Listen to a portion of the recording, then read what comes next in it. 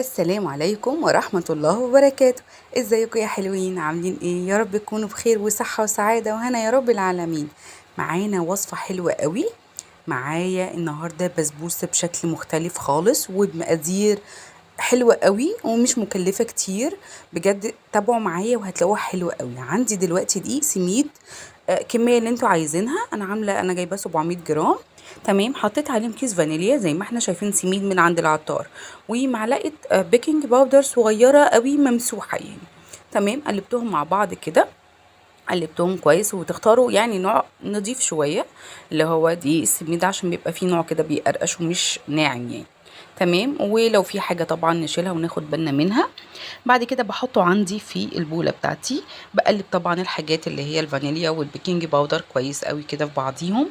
عندي كمان سكر سنترفيش، سكر عادي يعني اللي هو حبيبات. تمام، عندي كوبايتين ونص كده. حطيتهم على دقيق السميد وقلبتهم كويس. تمام، يعني قيمة نص كيلو كده.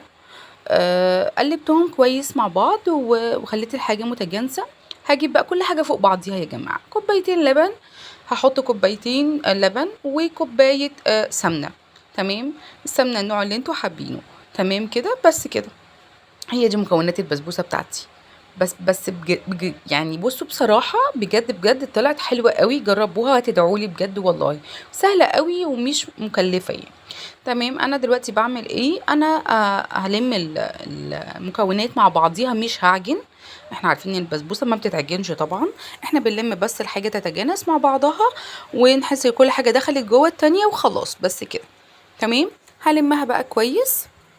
اللي هو هجيب من هنا ومن هنا كده كويس، خدوا بالكم. ونلمها وبس نحس ان احنا معانا زي ايوه زي ما انتوا شايفين كده القوام بتاعها ايه. تمام، هنجيب صينية. المفروض هندهن فيها معلقة سمنة كده من تحت يعني. في ناس بتحط طحينة، مفيش أي مشكلة اللي انتوا حابينه.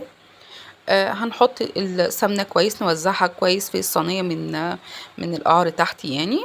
وبعد كده نحط البسبوسة بتاعتنا وبس كده. سهلة قوي يا جماعة بجد والله. بصوا اهو حطيناها، بس نازله زي ما احنا شايفين كده، ونظبط بس الوش بتاعها ونحطها.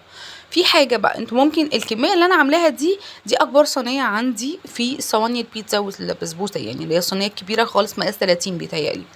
انتوا اكبر يعني، لو في اكبر كمان اوكي تمام متاح. مفيش اكبر ممكن تحطوا هنا جزء وتحطوا في صينيه تانية صغننه الجزء الباقي، بحيث ان هي اصل هي هتعلى. تمام، فانتوا خدوا بالكم من النقطه دي. بس انا بصراحه انا كنت حباها ان هي تبقى عاليه كده.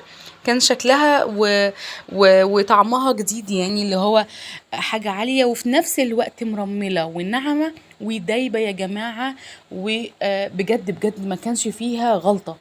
هي بس ما كانتش طبعا اول ما اتعملت، هنشوف دلوقتي اللي هو ما ينفعش تتعمل سخنة، تتحط سخنة يعني تتقطع سخنة وكده يعني. بنحط الشربات دلوقتي. عملنا ايه؟ حطينا المفروض عندنا 3 كوبايات سكر على 4 كوبايات وربع او نص مثلا ميه. تمام كده، حطيتهم على النار.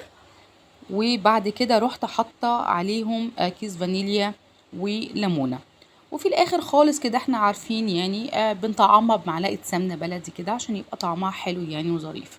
طبعا يا جماعه ملاحظه شديده جدا ان الشربات بتاع البسبوسه خفيف طبعا، ما بيبقاش تقيل وبيطلع سخن لسخن البسبوسه. يعني البسبوسه تبقى لسه طالعه من الفرن وهو لسه قافلين عليه، ونحط ده سخن مع سخن. تمام كده، عشان البسبوسه ما تبقاش ناشفه مني. ما ينفعش الشربات بتاعها يبقى تقيل وماسك زي العسل كده يعني. تمام، فمش هتبقى مرمله معانا، مش هتبقى ناعمه، مش هتبقى دايبه. فمش هتبقى معانا زي ما انتوا عايزينها. انما دي لا يعني عشان تبقى حاجاتها كلها مظبوطه. انا دلوقتي بحط المفروض الشربات بتاعي بحطه يعني حبه حبه، عشان طبعا الصينيه بالظبط دلوقتي عاليه. فانا عشان ما فيش حاجه تغرق يعني الدنيا وكده، بحط الكميه كلها. طبعا ما اتحطتش كلها مره واحده زي ما احنا شايفين. بحاول اوزع الشربات في الصينيه بتاعتي كلها، بحيث ان كل جنب يعني او كل مكان يبقى فيه الشربات بتاعي. بصوا كمان يعني عوامل نجاح البسبوسه زي ما احنا قلنا قبل كده، بيحصل من فوق كده ان هي زي تشققات تشرب بيها الشربات. بتشربه يعني المسام بتاعتها واسعه، فبتلقط على طول او بتشرب اللي بيتحط لها. دي برضو من عوامل نجاح البسبوسه معاكي وانت بتعمليها. دي هتطلعها معاكي مظبوطه وحلوه قوي يعني، وهتوريكي ازاي هي بصوا يعني بتشربوا على طول يعني. زي ما احنا شايفين حطيت كميه، ما عرفتش احط الكميه كلها في الصينيه يعني، عشان كانت هتتدلدق بره وتبهدل الدنيا. حطيت جزء وثواني بس يا دوبك اتشربت، رحت حاطه الباقي ما استناهوش يبرد يعني. هو بس تتشرب وبس خلاص على طول في ثانيه. انا غطيتها عشان تشرب بسرعه يعني.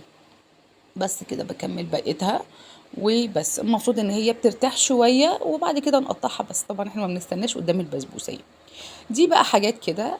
الولاد كانوا طالبين نوتيلا ولوتس، اللي كان عندي يعني رحت عامله لهم بيها كده جزء بسيط من البسبوسه يعني، بحيث ان هما ياكلوه بيها، والجزء التاني يبقى اللي هو الساده العادي يعني اللي انا بحبه يعني.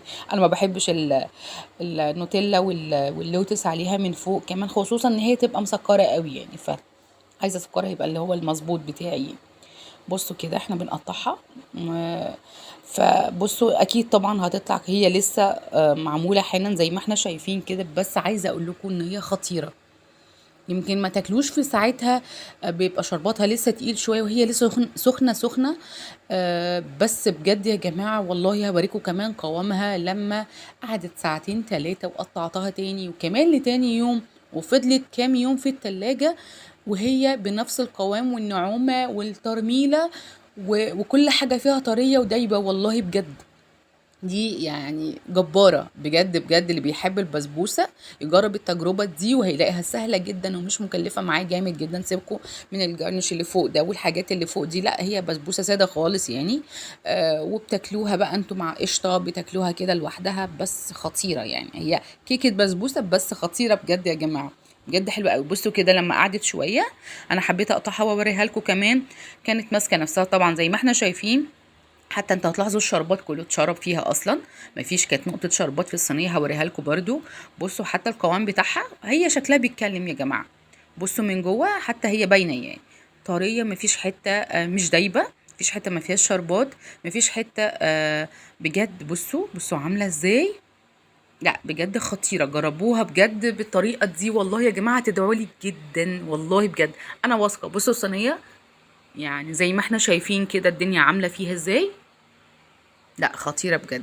لو عجبتكم بقى ما تنسونيش بلايك وسبسكرايب وتفعيل الجرس عشان يوصل لكم كل جديد مني. دمتم سالمين والسلام عليكم ورحمة الله وبركاته.